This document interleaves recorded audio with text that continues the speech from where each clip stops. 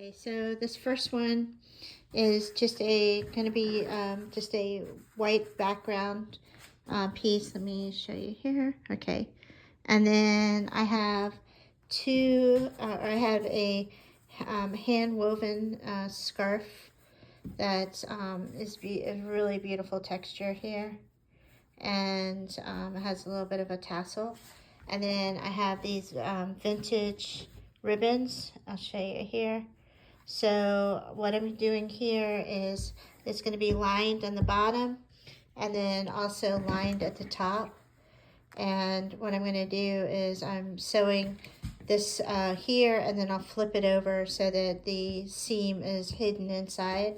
And then I've made two pieces of the same fabric as the background, and then this will be for the neck. So I will let me put this all together for you and show you how it turns out.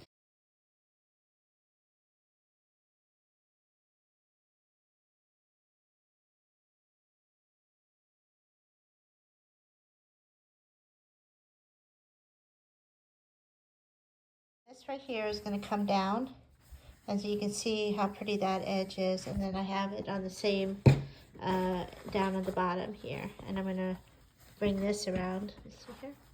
Okay, and you can see how nice that edge will be right there. Okay, so now I'm gonna sew.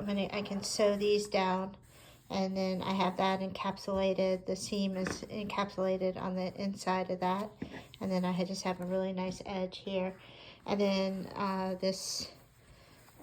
the tie back is gonna be able to be sewn back. You can see this right here is the trim, and it really looks beautiful. And I went ahead and put, I just folded this and had a little bit extra reveal on this side rather than making it tight, because I think that this was the seam edge, but look how pretty that texture is. So I went ahead and added that element to the apron. So this is the seam, or the edge, factory edge. Alright, so let me take you back up to the top. Alright, so here's our top here. You'll also notice that I barely use pins at all. So I don't do a lot of pins, and also you'll recognize that I don't actually iron anything until really, if I was a professional sewer, you would want to iron all of this and make sure that it lays flat. But anyway, I kind of always wing it like this, so there's definitely different ways that you can do things that would be a little bit more professional.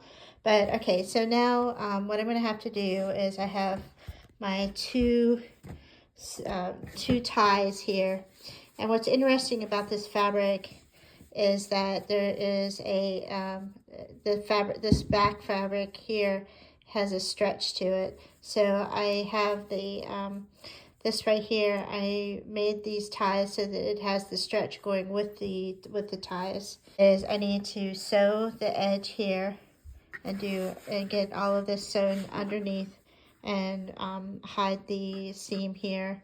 All of this rough edge here is going to have to be sewn, and then I'm going to figure out, this is going to have to go, and then I'm going to figure out how to put this tie, so my tie will go like this, and mainly here. So I'll figure out a nice way to incorporate this. I might actually put some ribbon on the back side here and hide this element here. But let me go get, let me sew all of these edges here and get this all done here.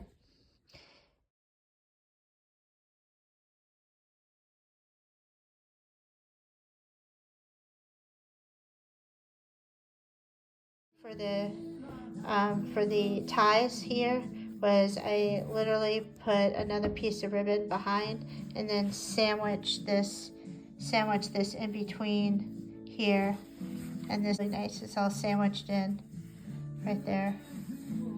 I kind of like how much that gave it like some real strength, or really a lot of body to it. So let me go here and double stitch all the outside here, and we'll see how that turns out. All right, thanks. All right, it probably needs a little bit of iron.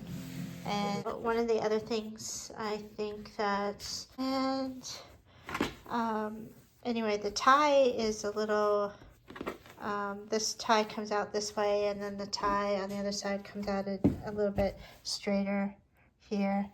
It must be the way I folded it on the curve here. So, all in all, looks nice. It's all vintage. Let's see if I can get you a nice vintage trim.